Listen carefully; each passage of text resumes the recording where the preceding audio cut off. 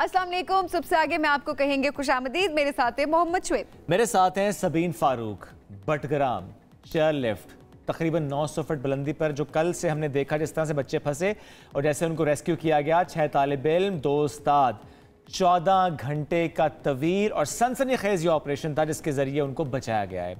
पूरी कौम दुआ गो थी और जिस तरह पाक फौज ने, रेस्क्यू एहलकारों ने, ज़िले इंतजामिया ने, मकामी अफराद ने और at the same time media ने कोई और बात नहीं की। बात सिर्फ उन बच्चों की हो रही थी, कैसे बचाया जाएगा। लम्हा लम्हा बड़ा कीमती था, जिंदगी मौत की कशमकश में थे वो बच्चे और जिस तरह से ऑपरेशन किया गया, जाहिर है उस पर बात करना बहुत अहम है। जितनी तारीफ की जाए मैं कहूँ वो उतनी कम। ऐसे में जो तनकीद करने वाले आज हम उनकी बात भी करना चाहेंगे। जब भी ऐसा कोई मामला होता है सब कहते हैं अच्छा ऐसे क्यों नहीं हो रहा, अच्छा वैसे क्यों नहीं हो रहा, अच्छा ऐसे क्यों नहीं और वैसे क्यों नहीं। सब एक्सपर्ट बन जाते हैं, सब एक्सपर्ट बन उस जाते फील्ड हैं। के, चाहे कोई भी मामला होता है हम उस फील्ड के एक्सपर्ट बन जाते हैं कि हमें पता है ये ऐसे हो जाता तो ये ऐसे करना बेहतर था। हालांकि जिसने किया और जो कर रहा था जरा उनको बेहतर पता है कि ऑन ग्राउंड सिचुएशन क्या है। एट द सेम टाइम कुछ सवालात ऐसे जो इस ऑपरेशन के बाद उठते हैं वो ये कि वहां पर क्या यही एक ऑप्शन होती है डोली लिफ्ट के अलावा, क्या बच्चे या वहां पर रहने वाले आपस में आमदोरफ्त उनका इलाकों का कैसे होता है। उसके साथ साथ जब हम बात करते हैं कितने इक्विप्ड, कितने ट्रेंड हम हैं कि अगर ऐसा कोई वाकया खुदा न खास्ता हो जाए, क्योंकि जितनी ताखीर होती है उतना ही भारी वक्त उन वालिदैन पर, उन फैमिली मेम्बर्स पर गुजरता है जिनके प्यारे इस तरह किसी जगह पर स्टक होते हैं। अब क्या हो रहा है, केपी की निगरान हुकूमत ने सूबे भर की जो चेयर लिफ्ट है उसके मुआयने की हिदायत की है और तमाम अजला की इंतजामिया से कमर्शियल और रिहायशी चेयर लिफ्ट के बारे में 1 हफ्ते के अंदर अंदर रिपोर्ट तलब कर ली है। इस मामले पर आज हम बात करेंगे। हमें प्रोग्राम में ज्वाइन कर रहे हैं एविएशन एक्सपर्ट हैं ब्रिगेडियर रिटायर्ड टीपू सुल्तान साहब, आपको वेलकम भी करते हैं। इसके साथ साथ ब्यूरो चीफ पेशावर तारिक वहीद साहब ने भी ज्वाइन किया है। आप पर आने से पहले जब हम हीरोज़ की बात करते हैं, हमारे वो हीरोज़ जिन्होंने इस रेस्क्यू ऑपरेशन को मुकम्मल किया, यानी आगाज़ तो होता है जब पाक आर्मी पहुंचते, एविएशन का हेलीकॉप्टर पहुंचता है, लेकिन उसके बाद जिस तरह जिप लाइन एक्सपर्ट वहां पर पहुंचे और जब जिप लाइन एक्सपर्ट की बात हम करें, अली अब फुटेज आपको दिखाएंगे भी, और जिस तरह से अली और उनकी टीम ने वहां पर पहुंच के बच्चों को रेस्क्यू किया, तो अली ने हमें ज्वाइन किया। अली बहुत शुक्रिया, आपने वक्त दिया। अली मैं सवाल करना चाहूंगा आपसे, जब कल ये फुटेज सामने आई, ये खबर सामने आई कि इस तरह एक डोली लिफ्ट है, लटक गई है, रस्सियां टूटी हुई हैं, बच्चे अंदर हैं, पहला ख्याल क्या आया? सर जो सबसे पहला ख्याल दिल में यही आया था कि अल्लाह पाक काम ले ले मुझसे। अली राब्ता किसने किया था, किस तरह से आपसे कम्युनिकेशन स्टार्ट हुई थी?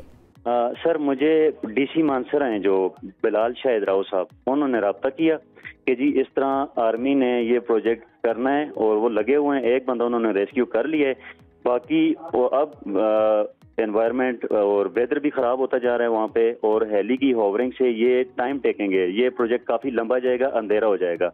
तो आप ऐसे करें कि हम आपको आर्मी आपको हेली प्रोवाइड करेगी, आपको ठाकरा स्टेडियम मानसर से रिसीव करेंगे और आपको हम पाश्तो जो गांव का नाम है उस जगह पे आपको लेके जाएंगे। आपने बाय जिप लाइन लोगों को रेस्क्यू करना है, क्योंकि आर्मी के बकौल ये बाय जिप लाइन आसानी से रेस्क्यू हो जाएगा और इसके एक्सपर्ट्स अल्हम्दुलिल्लाह हेवल्स वे की टीम अवेलेबल थी, तो डीसी साहब ने मुझे अप्रोच किया था। और अली टीम कितनी थी आपकी जो वहां पर पहुंची और फिर कैसे प्लान किया, कैसे उसे एग्जीक्यूट किया, क्या चैलेंजेस थे? सर हम 3 बंदों की टीम थी सर हमारी, एक जिसमें मैं खुद लीड कर रहा था और साथ मेरे इलियास थे और एक मेरे टीम के मेंबर थे हमाद। हम तीनों सर वहाँ पे पहुंचे, हेली से हम निकले, कोई 20 मिनट की सर हमारी रनिंग थी, वॉक नहीं कह सकते, हम रनिंग करके पहुंचे अपने पॉइंट पे। जब वहाँ पे पहुंचे तो आर्मी भी थी और तकरीबन 5-6 हज़ार लोगों की नफरी थी जो सिविलियंस और लोकल कम्युनिटी थी। उसमें सर मतलब आर्मी का बहुत अहम रोल था, आर्मी ने उनको भी हैंडल किया, हमारी भी वहाँ पे जो हमने एक्सपर्टीज दी हमें करने में आसानी दी और 90% आर्मी का सारा मेरे साथ अप्रोच था, हर चीज़ में वो मेरे साथ अप्रोच कर रहे थे।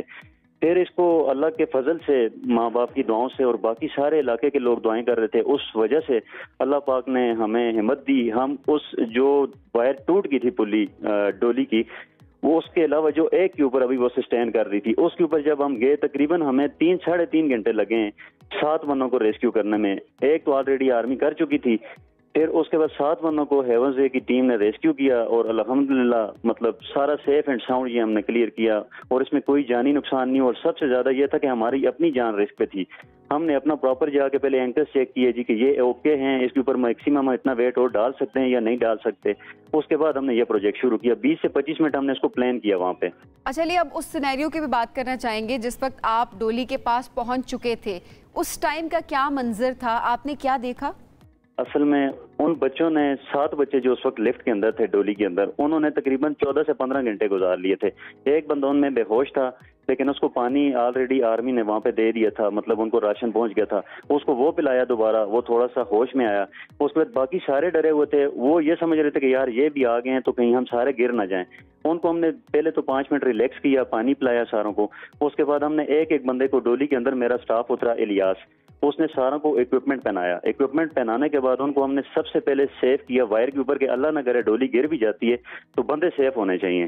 اس کے بعد سیفٹی کے بعد سر ہم نے ان کو پھر اپنے ساتھ ہم ایکسٹرا پولیس لے کے گئے تھے، پولیس کے ساتھ ہوک کیا ان کو، اور پیچھے ہم نے اپنے ساتھ رسے باندھے ہوئے تھے. وہ سارے رسوں سے ان کو دوبارہ پیچھے آرمی نے کھینچا، سویلینز نے کھینچا اور سارے واپس ریسکیو آئے. لیکن بات یہ ہے کہ جب ہم لوگوں کو دیکھا اس وقت دل میں یہ آیا کہ چلیں ان کی 8 بچے ہیں، 7 بچے ہیں، یہ 7 مائیں 8 مائیں جو دعائیں دیں گی نا، یہ ساری زندگی انشاءاللہ میرے لیے کامیابی ہے. جب آپ ریسکیو کر رہے تھے، بلکہ میں ضرور پوچھوں گا آپ سے کہ بچوں کو لے کر آنا، جس طرح آپ نے وہاں سے بچوں کو نکالا، لے کر آئے، اور جب پہنچے وہ بچے جو کئی گھنٹے سے پھنسے ہوئے تھے، جب پہنچے اور وہ جو علاقہ مکین وہاں پر اکٹھے تھے، پھر وہ کیا منظر تھا جب وہ بچے پہنچ گئے، جب انہیں کو معلوم ہوا کہ اب ہم سیف زون میں آ گئے ہیں؟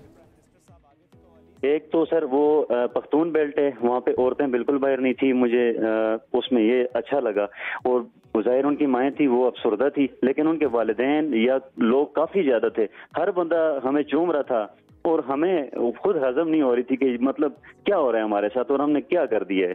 اور بس صرف استغفار پڑھتے گئے اور استغفار پڑھتے ہوئے آئے ہیں، اور بس اللہ کا بس شکر ہی کیا ہے جی کہ چلیں اچھا کام زندگی میں ہم سے ہو گیا ہے، اور دعا کرتے ہیں کہ اللہ پھر توفیق دے اور یہ ہزاروں بار زندگی میں کریں. تو علی، اس کے بعد جو ہے اداروں نے رابطہ کیا، اپریشیٹ کیا گیا آپ لوگوں کو، اس کے بعد کس کس نے ابھی تک آپ سے رابطہ کیا ہے؟ الحمدللہ یہ اللہ پاک کا فضل ہے سر. اس میں ابھی سر ڈی سی مانسرا نے بھی مجھے بلایا ہوا ہے کہ جی آپ ہمارے پاس ضرور آئیں، وہ ویلکم کر رہے ہیں سر. آرمی مجھے بہت سر آن کر رہی ہے، ویلکم کر رہی ہے. اس میں آرمی بہت زیادہ مطلب لو آرمی کا میرے ساتھ بہت زیادہ ہے سر الحمدللہ.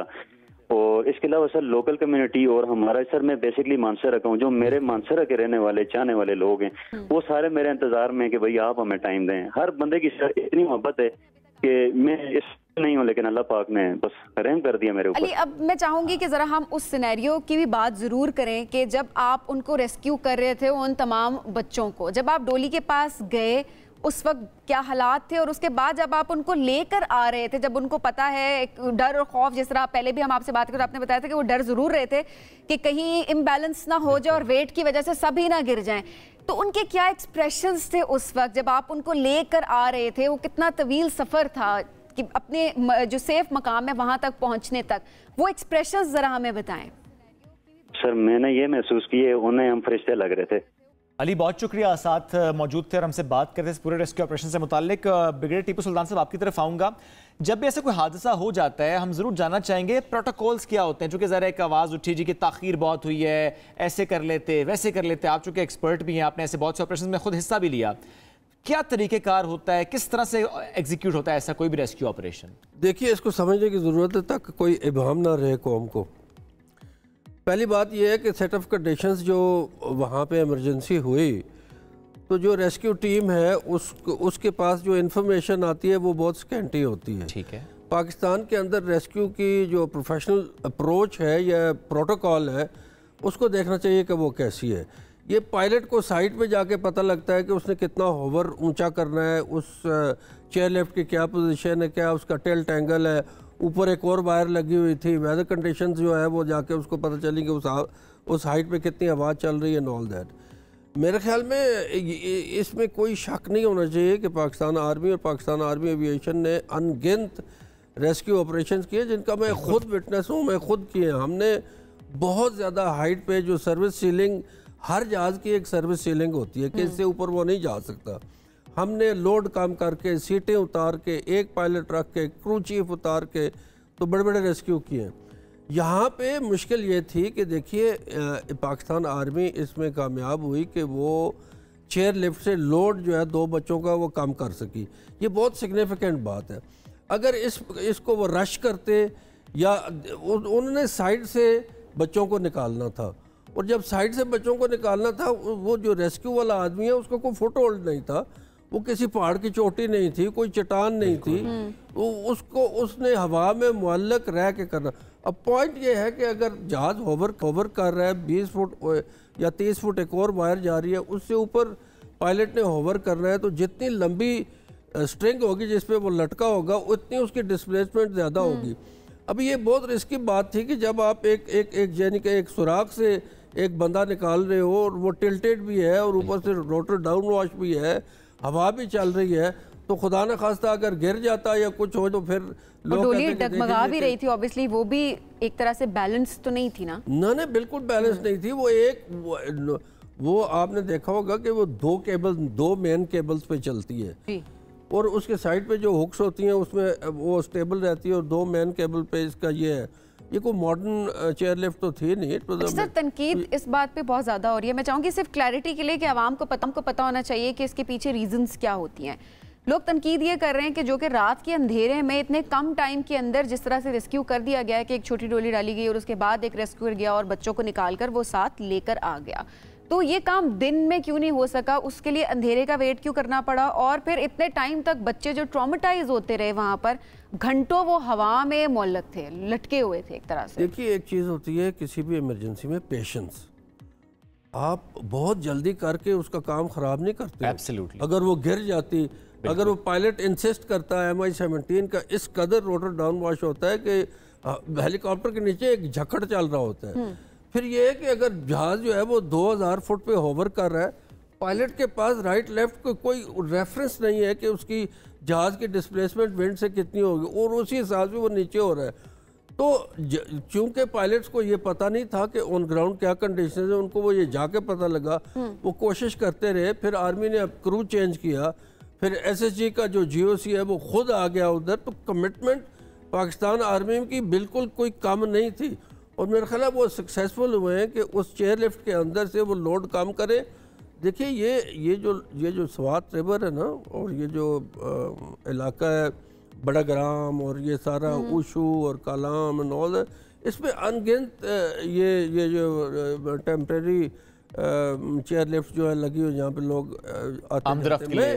میں اس کی ایڈمنسٹریٹو بات پہ نہیں جاؤں گا کہ یہ کیوں ہے، ادھر پل کیوں نہیں ہے، ادھر فٹ برج کیوں نہیں ہے۔ سر اس حوالے سے بھی ذرا بات کرتے ہیں کیونکہ دیکھیں اس بارے میں بھی بات کرنا بڑا ضروری ہے۔ تو ہمارے ہم نیوز کے بیورو چیف طارق وحید صاحب نے ہمیں جوائن کیا ہوا ہے۔ طارق صاحب تھوڑا سا ہمیں اس پہ گائیڈ کیجیے گا، کیونکہ جس طرح وہاں کے لوکل سے جب بات کی گئی تو انہوں نے کہا کہ یہ تو ایک عام سی بات ہے، اور اس کے علاوہ بہت ساری اور چیئر لفٹس ہے۔ ڈولی کا لفظ میں استعمال کروں گی کیونکہ چیئر لفٹ کا لفظ اس کے اندر اس کے اندر پریکاشنز اور وہ ساری چیزیں آ رہی ہوتی ہیں۔ ایک ڈولی اس طرح کی بہت ساری وہاں پر اور آمد و رفت کے لیے چیزیں استعمال کی جا رہی ہوتی ہیں۔ کس طرح سے میکانزم ہے؟ کیا کوئی ایڈمنسٹریشن وہاں پر موجود ہے؟ کیا اس ٹائم پر وہاں پر لوگ تھے جو کہ اس کو مینٹین کر رہے تھے؟ شکریہ سبین۔ ابھی جس طرح بریگیڈیئر صاحب نے بات کی کہ جو لوگ خیبر پختونخوا کے شمالی علاقہ جات سے واقف ہے تو ان کو بہتر آئیڈیا ہوگا کہ وہاں چونکہ پہاڑی علاقہ ہے، آمد و رفت کے بہت سے مسائل ہوتے ہیں، تو وہاں پر عموماً جو ہے جس کو ڈولی کہا جاتا ہے، جو لوکل چیئر لفٹ سسٹم ہے وہی رائج ہے۔ نہ صرف بٹھگرام بلکہ سوات، دیر، مانسہرہ، اس کے علاوہ گلیات، دیگر علاقوں میں سینکڑوں کی تعداد میں اس طرح لوکل جو چیئر لفٹ سسٹم ہے وہ آپریٹ کر رہا ہے۔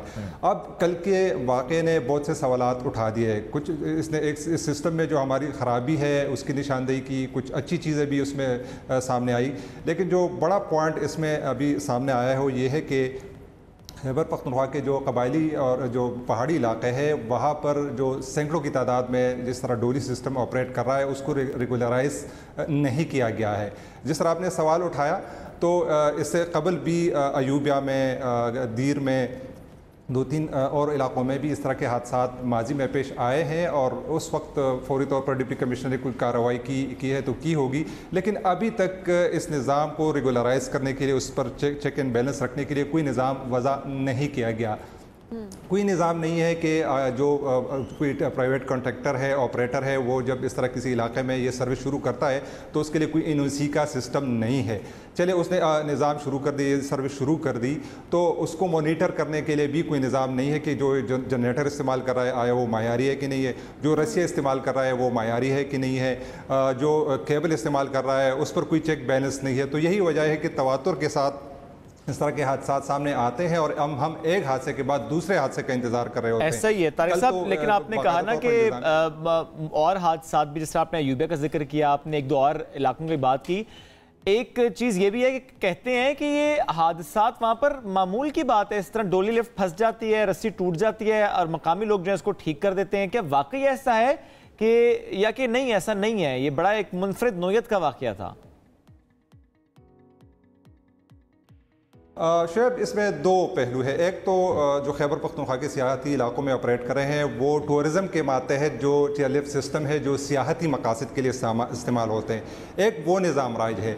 दूसरा जो बड़े पैमाने पर है वो इसी तरह निजी शूबे में जो लोग आमदरफ्त के लिए इस्तेमाल करते हैं पहाड़ी इलाकों में, ये सिस्टम राइज है। इसी की बात जो सियाहती मकासद के लिए इस्तेमाल होता है उसका तो जी बिल्कुल, उसका तो बाकायदा सिस्टम है कि वो टूरिज़म अथॉरिटी उसको आउटसोर्स करती है, किसी प्राइवेट कॉन्ट्रैक्टर ठेकेदार को हवाले करती है। लाजमी बात है कि उसकी एक्सपर्टीज भी चेक करनी होती है, उस पर चेक एंड बैलेंस भी होता है। वो तो अलग मामला हो गया, लेकिन जब हम उन गाँव देहात की बात कर रहे हैं, पहाड़ी इलाकों की वादियों की बात करें जहाँ पे आमदोरफ्त के लिए इस्तेमाल हो रही हैं, प्राइवेट हैं और लोग इस्तेमाल करते हैं, बच्चे स्कूल जाने के लिए इस्तेमाल करते हैं, एक तो क्या तादाद मालूम है हमें कि केपी में कितनी ऐसी डोली लिफ्ट्स हैं, और दूसरा कि जिस तरह आपने खुद का मैकेनिज्म नहीं है कि वाकई वहां से हादसात रिपोर्ट होते रहते हैं? देखिए शुएब, जहाँ तक तादाद की बात है तो खैबर पख्तूनख्वा हुकूमत के पास इस तरह के कोई आदाद शुमार मौजूद नहीं है। कानून रूल्स के मुताबिक ये जो चेयर लिफ्ट सिस्टम है लोकल, ये आता है लोकल गवर्नमेंट के मातहत। लोकल गवर्नमेंट से के तमाम ऑफिसर से हमने कल रब्ता किया कि भाई आप लोगों के पास कोई डेटा है, कोई चेक एंड बैलेंस, उनके पास कोई आदाद शुमार नहीं है, न कोई निज़ाम है। अभी ये बात जो है सामने आई है कि इस पर चेक एंड बैलेंस रखना चाहिए, इसको रेगुलराइज करना चाहिए। अभी जाहिर है एक हादसे के बाद ये सवाल उठते हैं, लेकिन तारिक एक बात और भी ये समझने के लिए, चूंकि जाहिर है जो नहीं वाकिफ केपी के इलाकों से, जिसको नहीं पता वहाँ टेरेन कैसी है, वो कहता है सड़क क्यों नहीं थी, पुल क्यों नहीं था, क्यों नहीं ऐसा इंफ्रास्ट्रक्चर था। इसलिए मैं आपसे सवाल करूँ, क्या ये तनकीद दुरुस्त होती है या कि वहाँ के डायनामिक्स ऐसे हैं कि वहाँ पर ये सबसे ईजी ऑप्शन होती है? देखिए, इसमें इस मामले के दो पहलू है। एक तो ये सवाल वैलिड है कि बहुत से ऐसे इलाके हैं जहाँ पर सड़कें बन सकती है, वहाँ पर अगर गवर्नमेंट तवज्जो दे तो इस तरह डोली सर्विस की ज़रूरत ही नहीं आएगी। उसको मतलब महरूम रखा गया है, उस पर अगर सड़कें हैं तो टूटी फूटी हैं। इसका एक आसान मैं आपको एक मिसाल दे दूँ कि फ़र्ज़ करें एक इलाके से दूसरे इलाके पर लोग जाते हैं, दूसरे पहाड़ के दूसरी तरफ जो है स्कूल है, बीचू है या बाज़ार है जहाँ से लोग ख़रीदारी के लिए जाते हैं, तो वहाँ पर जाने के लिए उसको ट्रांसपोर्टेशन कीमत में उसको पैसे खर्च करने होते हैं। ये ऑप्शन बाकी होता है। तारिक, बस एक छोटी सी बात और, जाहिर है इस वाक़े के पीछे क्या था, इसका बैकग्राउंड भी लोग जानना चाहेंगे। अब क्योंकि जाहिर है रिहैब की बात भी हो रही है, इन्वेस्टिगेशन भी जाहिर है वो अमल में लाई जाएगी, तो क्या हकाइक सामने आ रहे हैं, किस वजह से चेयरलिफ्ट इस हादसे का शिकार हुई? अभी तक के हकाइक क्या सामने आए? देखिए, अभी तक आज ही बल्कि कल ही खैबर पख्तूनख्वा में, चूँकि अभी निगरान काबीने ने तो निज़ाम संभाल लिया है, लेकिन उनको अभी तक वजारत असाइन नहीं की गई है। कल सिर्फ एक गवर्नर जो है वो मौजूद थे, या हम ऐसे थे वो रिस्पॉन्ड कर रहे थे। बाकी वज़ीर आला का भी कोई पता नहीं चल रहा था। एक PRO की तरफ से एक बयान जारी किया गया, वज़रा का कोई पता नहीं चल रहा था। सिर्फ ब्यूरोक्रेट्स और रेस्क्यू डिपार्टमेंट इस सारे इंतज़ाम को देख रही थी।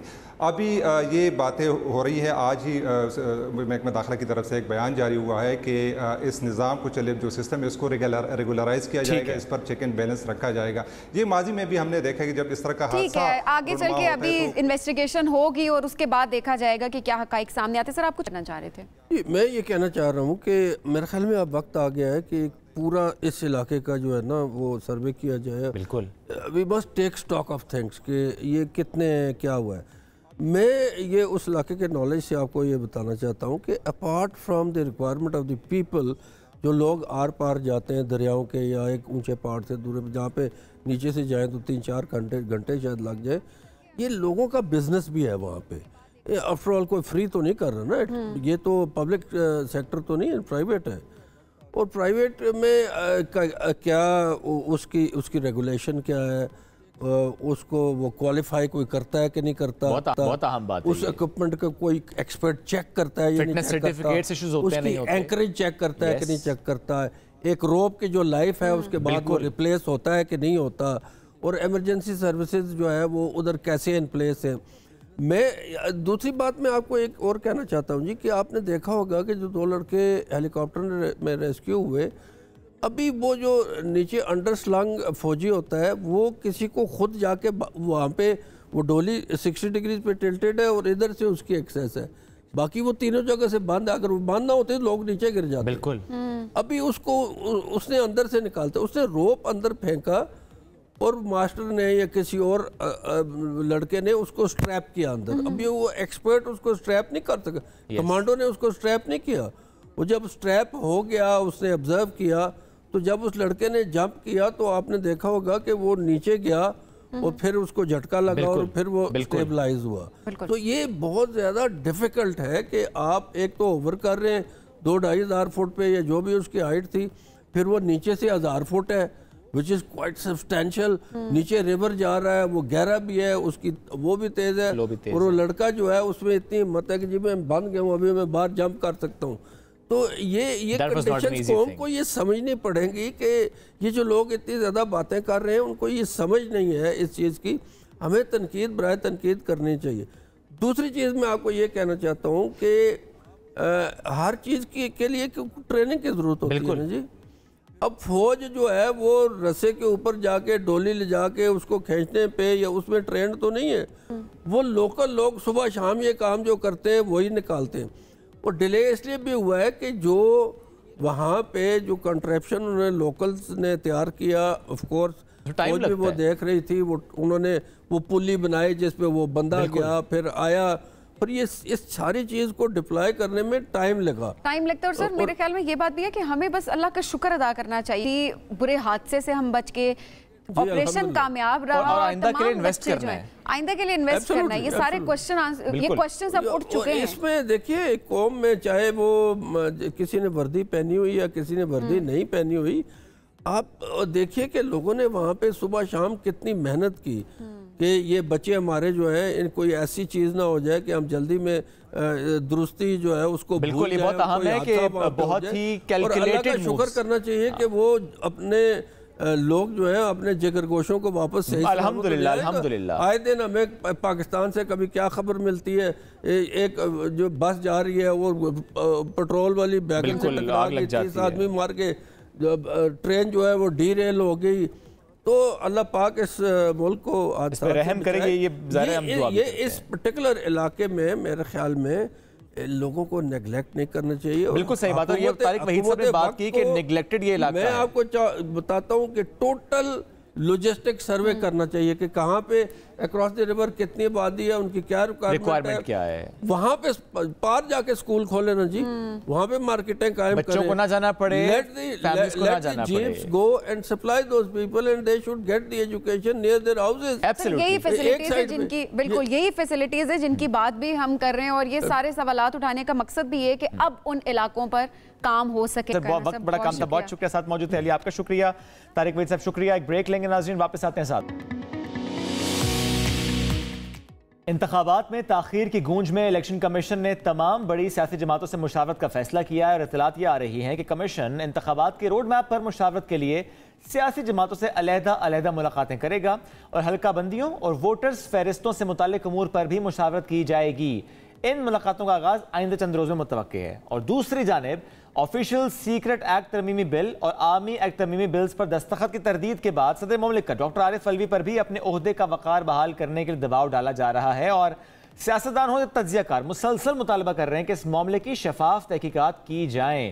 اسی کے حوالے سے سپریم کورٹ میں درخواست بھی دائر کی گئی ہے. ایڈوکیٹ ذوالفقار بھٹا صاحب نے درخواست دائر کی ہے تو اس وقت جو سارے صورتحال بن رہی ہے اس پر آج ہم بات کریں گے، تجزیہ حاصل کریں گے۔ بالکل جی، ہمارے ساتھ اسی معاملے پر بات کرنے کے لیے موجود ہے سینئر صحافی اور تجزیہ کار طلعت حسین صاحب۔ طلعت صاحب بہت شکریہ پروگرام میں جوائن کرنے کے لیے۔ طلعت صاحب صدر صاحب کے ٹویٹ پر بھی آئیں گے، لیکن اس سے پہلے میں چاہوں گی ذرا الیکشن کے حوالے سے بات کریں۔ قوم بہت بے چین ہے کہ ان کو پتہ چل سکے کہ الیکشن آخر کب ہو رہے ہیں۔ الیکشن کمیشن نے انتخابات کے حوالے سے سیاسی پارٹیوں سے مشاورت جو ہے وہ شروع کر دی ہے، اور وہ کہہ رہے ہیں کہ ہر پارٹی سے الگ الگ جو ہے وہ بات بھی کی جائے گی، لیکن ساتھ ہی انہوں نے یہ بھی صاف صاف یہ بات کہہ دی ہے کہ انتخابات وقت پر نہیں ہو سکتے۔ تو اب ایجنڈا کیا ہوگا میٹنگ کا، اور انتخابات کب تک ہوتے دیکھ رہے ہیں آپ کا تجزیہ کیا کہتا ہے؟ دیکھیں، ایک تو بہت شکریہ آپ نے مجھے انوائٹ کیا۔ جو انتخابات کی اپڈیٹ ہے ہماری معلومات کے مطابق وہ اب آپ کو فروری کے اینڈ میں نظر آ رہی ہے، اور بڑا واضح ہے کہ فروری کے اینڈ میں یہ کیوں ہوگا، کیونکہ اس کے بعد سینٹ کے انتخابات ہونے ہیں۔ سینٹ کے انتخابات ہونے کے لیے آپ کو نیشنل اسمبلی کے انتخابات پہلے کروانے ہیں تاکہ آپ کو سینٹ کا کالج جو ہے وہ کمپلیٹ ملے۔ تو ایک تو یہ وجہ ہے۔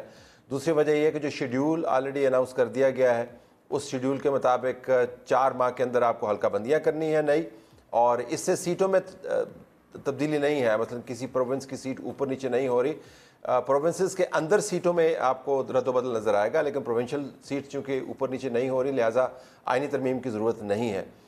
وہ شیڈیول اناؤنس ہوگا 4 ماہ کے اندر۔ اس کے بعد الیکشن شیڈیول جو ہے وہ ہوگا تقریباً 48 سے 54 دن میں۔ تو یہ ملا کے اگر آپ دیکھیں تو یہ فروری کے اینڈ میں آپ کو انتخابات ہوتے ہوئے نظر آ رہے ہیں۔ میرے ذہن میں کوئی ایمبیگوٹی نہیں ہے، جو معلومات ہمارے پاس موجود ہیں کہ انتخابات دیر سے نہیں ہوں گے، اس سے زیادہ۔ اب جو مشاورت ہے ظاہر ہے جماعتوں کے ساتھ مشاورت انہوں نے کرنی ہے، اور ان کو الیکشن کمیشن نے اپنے دائرہ اختیار کے بارے میں بھی سمجھانا ہے۔ تو میرے خیال میں مشاورت کی یہ بنیادی وجہ بن رہی ہے۔ اب ایسے میں Peoples Party along with P T I یہ چاہتے ہیں کہ بس 90 ڈیز میں انتخابات ہو جائیں، حالانکہ پی ٹی آئی ظاہر ہے گورنمنٹ کا حصہ رہی ہے طلعت صاحب، اور جس طرح سے سی سی آئی کی میٹنگ میں پیپلز پارٹی نے پہلے کہا تھا ووٹ نہیں کریں گے جو حلقہ بندیوں سے متعلق، ظاہر ہے جب ہم بات کرتے ہیں سینسس کی، لیکن انہوں نے بھی اس پہ ووٹ کیا۔ اب اس کے بعد معلوم تو تھا وہاں پر ان کو کہ انتخابات اس سے تاخیر کا شکار ہو سکتے ہیں، اب وہ کہتے ہیں 90 دن میں انتخابات کرائیں۔ پیپلز پارٹی یا پی ٹی آئی ایسی کوئی جماعت آپ کو لگتا ہے دباؤ ڈال سکے گی یا کہ نہیں، جس طرح آپ بات کریں گے فیبرری اینڈ دیٹس اٹ، بس یہ طے ہو چکا ہے؟ دیکھیں، ہر جماعت نے اب ایک اپنا بیانیہ لے کے جانا ہے۔ کوئی مہنگائی کے خلاف بات کرے گا، کوئی اصولی موقف کی بات کرے گا۔ پاکستان پیپلز پارٹی کا مجھے لگتا ہے کہ 90 دن کے اندر انتخابات کروانے کا معاملہ جو ہے ان کا سیاسی بیانیہ ہے، جس کے ذریعے وہ لوگوں کے اندر اپنی اٹھان کو برقرار رکھنا چاہتے ہیں یا اپنی اٹھان کو پھیلانا چاہتے ہیں سیاسی طور پر۔ لیکن جس طرح آپ نے صحیح کہا کہ پی ڈی ایم کی حکومت کا حصہ تھی پیپلز پارٹی، وہاں پر یہ تمام فیصلے ہوئے، جو نیا سینسس تھا اس کو نوٹیفائی کیا گیا، سی سی آئی کی میٹنگ کے بعد کیا گیا۔ تو میرے خیال میں اب پیپلز پارٹی کی گنجائش اعتراض کی ٹیکنیکلی بنتی نہیں ہے، لیکن سیاسی جماعتیں ہیں، انہوں نے اپنا بیانیہ بنانا ہے۔ پاکستان تحریک انصاف کے ایشوز کچھ تھوڑے سے مختلف ہیں، ان کا معاملہ انتخابات کا اتنا نہیں ہے جتنا اپنی پارٹی کو سنبھالنا ہے۔ تو مجھے لگتا ہے کہ ان کے پاس تو دوسرے جنجال کافی ہیں جن سے انہوں نے ڈیل کرنا ہے۔ لیکن یہ بات آپ نے بالکل ٹھیک ہے کہ پیپلز پارٹی کے پاس ویسے اب کوئی جواز نظر نہیں آ رہا، کیونکہ اگر وہاں پر آپ نے ووٹ کر دیا کہ نہیں سینسز ہونے چاہیے، تو اس کے بعد اب دوبارہ کہ 90 دن کے اندر آپ الیکشن کروائیں، تو پھر ظاہرہ جادو کی چھڑی تو کسی کے پاس بھی نہیں ہے، ایک وقت درکار ہوتا ہے سینسز کے لیے بھی، اور وہ پورا ہوگا اور اس کے بعد یہ انتخابات ہو سکیں گے۔ طلعت صاحب، ویسے اگر آپ سے پوچھا جائے کہ الیکشن میں تاخیر کا ذمہ دار کون ہے، آپ کس کو ذمہ دار ٹھہرائیں گے؟ دیکھیں، الیکشن میں تاریخ کا جو معاملہ ہے وہ تو اس دن سے شروع ہوا جب پنجاب میں آپ کو یاد ہوگا اسمبلی ڈیزالو ہوئی، پھر اس کے اوپر اعتراض آیا کہ 90 دن کے اندر انتخابات آنے ہیں۔ پھر ایک پنجاب کی جو ہائی کورٹ ہے انہوں نے مقدمہ سننا شروع کیا، پھر سپریم کورٹ نے کہا جی کہ نہیں مقدمہ ہم نے سننا ہے، مقدمہ اٹھا کے یہاں پہ لے آئے، اور اس کے بعد فیصلہ دے دیا کہ پنجاب کے انتخابات کے اندر آپ تھوڑی سی ڈیویشن کر سکتے ہیں، اور وہ انتخابات ابھی تک نہیں ہوئے۔ تو ایک تو جب آپ سیاسی معاملات کو عدالتوں کی طرف لے کے جاتے ہیں تو عدالتوں کے اور قسم کے لچھے دار ایشوز ہوتے ہیں، وہاں پہ آپ پھنس جاتے ہیں۔ تو ایک تو میرے خیال میں پنجاب کے انتخابات نے ایک ٹون سیٹ کر دی۔ دوسرا یہ کہ جو ڈیلیمیٹیشن کا ایشو ہے، جو سینسس کے بعد آپ کو ظاہر نظر آنا ہے، سب کو پتا تھا، جس طرح آپ نے خود بھی کہا کہ سب کو پتا تھا کہ اگر آپ نئے سینسس کی بنیاد پر ڈیلیمیٹیشن کو نوٹیفائی کر دیں گے تو اس کے بعد constitutional clauses start to kick in, تو اگر آپ کہیں کہ ذمہ دار کس کو ٹھہرانا ہے تو میرے خیال میں یہ فیصلہ کرنا کہ ہم نے سینسس کو نوٹیفائی کرنا ہے وہ اس کی آپ اس کو ذمہ دار ٹھہرا سکتے ہیں. لیکن اگر کسی جماعت کی طرف آپ انگلی اٹھائیں تو پی ڈی ایم کے اندر الائز سمیت تو تمام جماعتیں موجود تھیں. اگر آپ پرانے سینسس پر انتخابات کروانا چاہتے تو وہ بھی ایک آپشن تھا, لیکن اب وہ آپشن جو ہے ایکیڈیمک ڈیبیٹ ہے, اب اس کے بارے میں کچھ کیا جا نہیں سکتا کیونکہ اب کانسٹیٹیوشنل کلازز بڑی کلیئر ہے کہ آپ کو یہ کام کرنا ہے, اور اس کا شیڈیول جو ہے فیبرری کے اینڈ تک جائے گا. کانسٹیٹیوشنل کلازز کلیئر کا جو آپ نے ٹرم استعمال کیا طلعت صاحب, اس پہ ہی کلیئرٹی نہیں آ رہی نا آج کل. صدر صاحب آرٹیکل 75 کیونکہ ظاہر ہے ایسا معاملہ چھیڑ چکے ہیں کہ جس پہ ہر شخص اپنی انٹرپریٹیشن کر رہا ہے. اعتزاز احسن صاحب آئے, سینئر قانون دان, وہ کہتے ہیں کہ سپریم کورٹ تو اس کو سائڈ پہ کر دے گی. عرفان قادر صاحب سابق اٹارنی جنرل ہیں, ظاہر معاونت کرتے آئے ہیں وفاق کی, وہ کہتے ہیں کہ بالکل ٹھیک ہوا ہے یہ جو قانون بن گیا. آپ کی رائے کیا ہے اس میں, اور یہ معاملہ کس طرف جاتا نظر آ رہا ہے آپ کو؟ دیکھیں کس زمانے میں میرا ایک جائیداد کا, خاندانی جائیداد کا مسئلہ چل رہا تھا, میں ایسے جھگڑوں میں پڑتا نہیں ہوں, تو میں نے وکیل سے ویسے پوچھا کہ یہ فیصلہ ہمارے حق میں ہو جائے گا. اس نے کہا جی یہ فیصلہ آپ کے حق میں نہیں ہوگا, لیکن میں آپ کو کہوں گا کہ آپ یہ کیس لڑیں. تو میں نے کہا پھر میں کیوں کیس لڑوں اگر فیصلہ ہمارے حق میں نہیں ہوگا؟ اس نے کہا جی کہ آپ فیصلہ آپ کے حق میں نہیں ہوگا لیکن آپ کو قانون سمجھ آ جائے گا, یعنی آپ کو اتنے چکر لگانے پڑیں گے کچہریوں کے کہ آپ کو قانون سمجھ آ جائے گا. میں نے کہا بھیا میں نے اگر قانون سمجھنا ہے تو میں کتاب پڑھ لوں گا, مجھے کھجل نہیں کریں. اب آئیں آپ صدر صاحب کی طرف, یہ جو آرگومنٹس آپ کو نظر آ رہے ہیں ان کے پیش نظر ہمیں بھی قانون سمجھنے کی ضرورت محسوس ہوئی. بڑا واضح ہے جی, آرٹیکل 75 بڑا واضح ہے, وہ صدر مملکت کو 2 آپشن دیتا ہے. یہ پارلیمانی نظام ہے, یہ صدارتی نظام نہیں ہے. صدر صاحب جو ہیں پارلیمان کے جو قوانین ہیں ان کو اوور رائڈ نہیں کر سکتے. 2 آپشن دیتا ہے, یا اس کے اوپر دستخط کر دیں یا پھر یہ کہ پارلیمان کو واپس کر دیں. پارلیمان کو واپس کریں آپ, 10 دن کے اندر آپ نے پارلیمان کو واپس کرنا ہے. پارلیمان کے پاس جب واپس جائے گا, اور یہ لکھا ہوا ہے, یہ میری تشریح نہیں ہے, اس کے بعد پارلیمان آپ کو دوبارہ سے ہدایت جاری کرے گی, اور اس کے بعد یا آپ سائن کریں گے یا آٹومیٹیکلی قانون بن جائے گا. صدر صاحب نے ان دونوں آپشنز میں سے کوئی آپشن نہیں اپنائی. انہوں نے کہا جی کہ میری فائل ہی نہیں مل گئی, وہ تو فائل میں نے بھیجی تھی وہ میرے بیوروکریٹس نے آگے پیچھے کر دیا. بیوروکریٹ کہتا ہے کہ صدر صاحب ہدایت دیں گے تو میں فائل کو موو کروں گا. جب انہوں نے ہدایت ہی نہیں دی تو ان کے ٹیبل, جی ایگزیکٹلی. سو میرے خیال میں اگر آپ پہلے دن ٹویٹ کے بعد میڈیا ڈیبیٹ کو دیکھیں تو صدر صاحب کے حق میں آپ کو کافی سارے بیانات نظر آئیں گے, لیکن آج 3 دن گزرنے کے بعد, ان کے سیکٹری کے حلفی بیان کے بعد, اور یہ کہنے کے بعد کہ جی آپ تحقیق کر لیں, آپ ریکارڈ دیکھ لیں, میرے خیال میں صدر صاحب کی پوزیشن انتہائی کمزور ہے. جہاں تک اعتزاز احسن صاحب جیسے دوستوں کا معاملہ ہے, وہ بہت ساری چیزیں سپریم کورٹ سے فارغ کروانے کے چکروں میں تھے, ان میں سے کوئی چیز فارغ نہیں ہوئی. یہ کلیئر, یعنی بنیادی سی بات ہے کہ چونکہ صدر صاحب نے 2 آپشنز تھیں, وہ دونوں آپشنز انہوں نے نہیں اویل کی, تو اب بل قانون بن گیا ہے. ظاہر ہے جی اس کے اندر آپ دیکھیں نا, اب یہ پارلیمانی نظام کے اندر اگر صدر کوئی آپشن ایکسائز نہ کرے اور فائل کے اوپر بیٹھا رہے تو اس سے مراد یہ کہ 5 سال تک کوئی قانون اپروو ہی نہیں ہوگا, which is ridiculous. لیکن وہاں یہاں پر تو معاملہ بھی تھوڑا سا مختلف ہے نا. وہ تو یہ کہہ رہے ہیں کہ میرے سٹاف نے میرے ساتھ غداری کی ہے اور انہوں نے وہ پیپرز آگے نہیں پہنچائے. تو اب یہاں پر معاملہ تو مختلف نہیں ہے کہ انویسٹیگیشن میں نہیں چلا گیا, تو پھر قانون کس طرح سے بن گیا, اس پہ الیبوریٹ کر سکتے ہو؟ فیر انف. دیکھیں وہ جو آپ کہتے ہیں نا کہ اگر آپ کی زندگی میں کبھی چلان ہوا ہوگا گاڑی چلاتے ہوئے, میرے تو کافی سارے ہوئے ہیں, تو جب میں پولیس والے کو کہتا ہوں یار مجھے, میں تو 120 پہ, مجھے 120 پہ جا رہا تھا موٹر وے پہ, لیکن مجھے خیال نہیں رہا, میں 130 پہ چلا گیا, تو آپ کا کیا وہ چلان نہیں کرتا؟ وہ کرتا ہے چلان آپ کا. Ignorance of the law is not necessarily a guarantee against non-enforcement of the law. اگر صدر صاحب نے معاملات ویسے ہی ہیں جیسے وہ بتا رہے ہیں, جو کہ ہمیں پتا ہے ویسے معاملات نہیں ہیں, ان کے سیکرٹری نے باقاعدہ حلفی بیان دے دیا, اسیوم کرتے ہیں کہ معاملات وہی ہیں.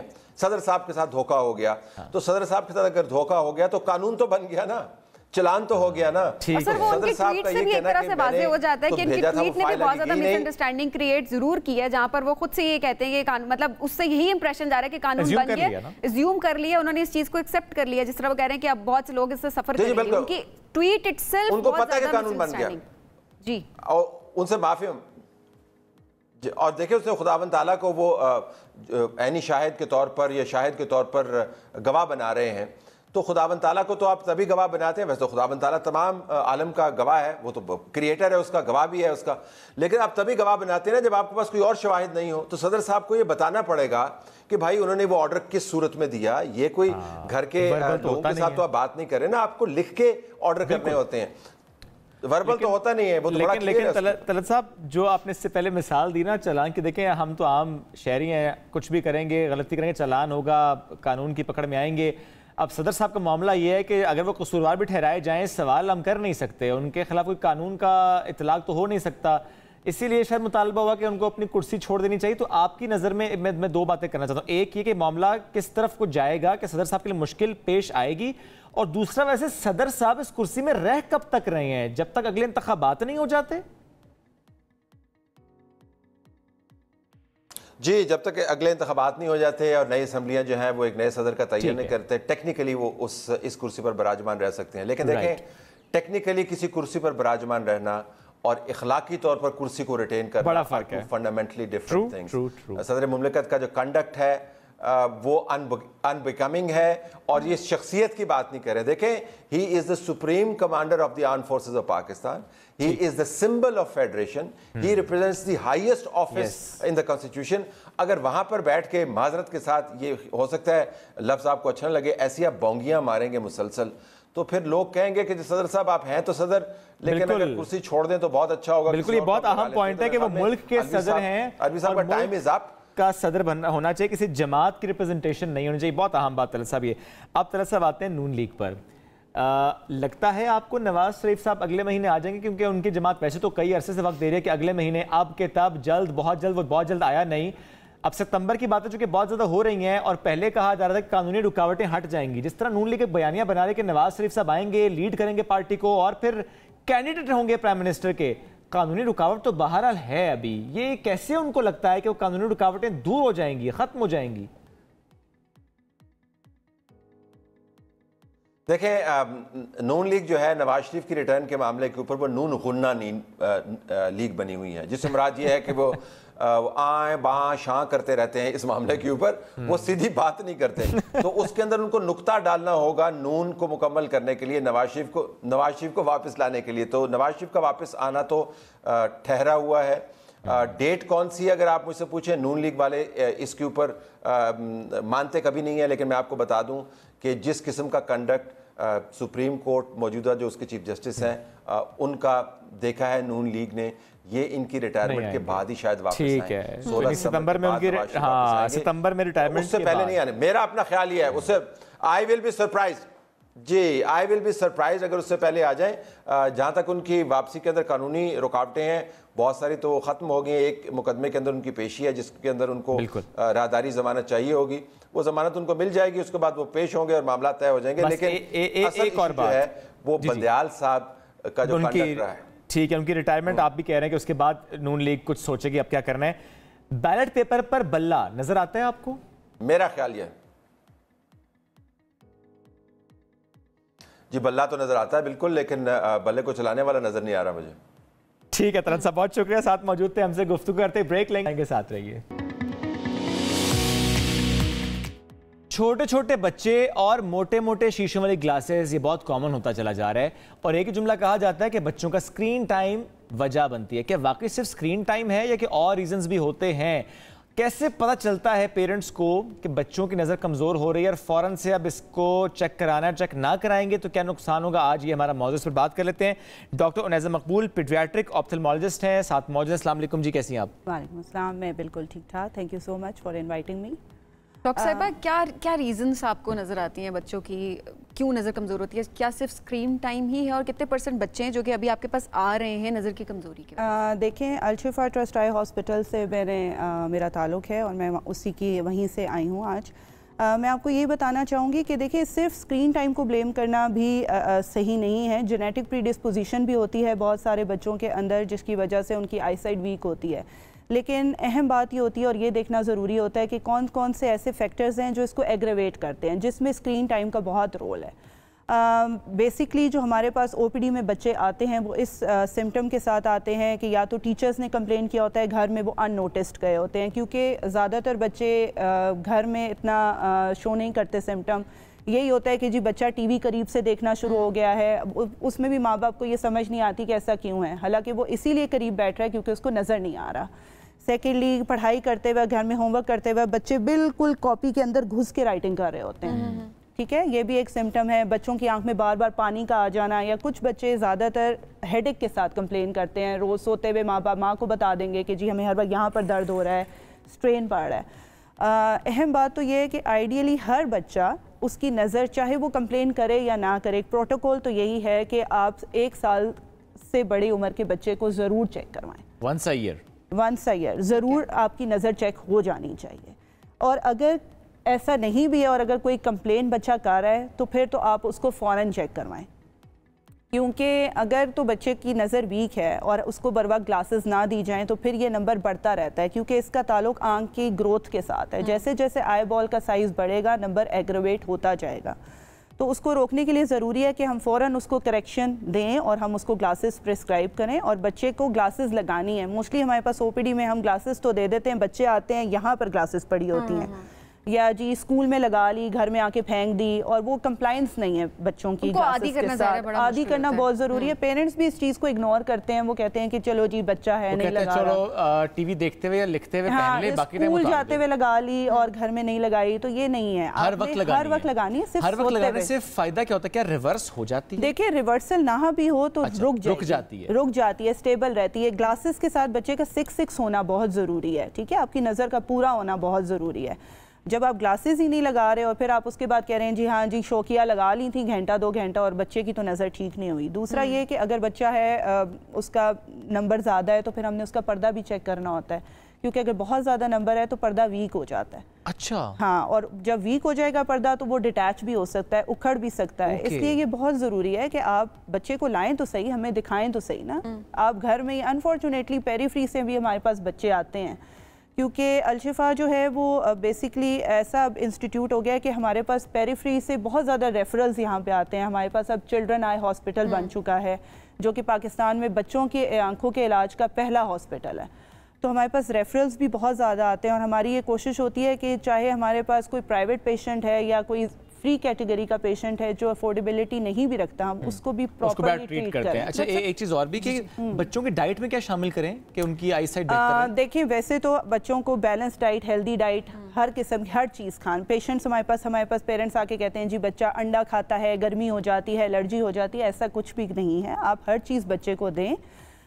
دوسرا، آنکھوں کے لیے جو سب سے بیسٹ ہے وہ وائٹامن اے ہے، تو وائٹامن اے کنٹیننگ ڈائٹس شامل کریں اگر آپ بچوں کی خوراک میں، تو اس سے بہت امپروومنٹ آتی ہے۔ جیسے کہ ہری سبزیاں جو انفارچونیٹلی بچے نہیں کھاتے، لیکن پھر بھی آپ کوشش کریں کہ کسی طرح کوئی برگر وغیرہ میں یا کچھ سیلڈ میں شامل کر دیں بچوں کے۔ فش ہو گئی، آلمنڈز ہو گئے، ڈرائی فروٹس، یہ چیزیں جو ہیں ان میں وائٹامن اے ہوتا ہے اور یہ بچوں کے پردے کے لیے بہت اچھا ہے، آئی سائٹ کے لیے اٹس ویری افیکٹو۔ ڈاکٹر صاحب کچھ بچوں کو چوٹ بھی بعض اوقات لگ جاتی ہے آنکھ پہ، آنکھ کے نیچے، یا اس کے بعد بھی جو ہے ظاہر ہے ان کی نظر کمزور ہونا شروع ہو جاتی ہے، کتنے % چانسز ہوتے ہیں اور کیا یہ ریورس ہو سکتی ہے؟ دیکھیں ہمارے پاس تو ٹراما کے بہت کیسز آتے ہیں، پیریفری سے، آگے پیچھے سے، ہماری کیونکہ ایمرجنسی بھی 24 آورز ہے، تو ہمارے پاس تو ہم ٹراما بہت زیادہ ڈیل کرتے ہیں، ہمارے پاس جتنی بھی او پی ڈی آتی ہے۔ وہ ڈیپینڈ کرتا ہے اپنے ٹراما کی ٹائپ کیا ہے، بچے کی آنکھ میں چوٹ کس قسم کی لگی ہے۔ بڑا اہم ہے کہ فوراً سے ٹریٹمنٹ بہت ضروری ہے، نیگلیکٹ نہیں کرنا۔ بہت شکریہ، وقت بڑا مختصر تھا، بات ہوئی۔ ناظرین وقت ختم ہو گیا، دوبارہ ملاقات کل، اللہ حافظ۔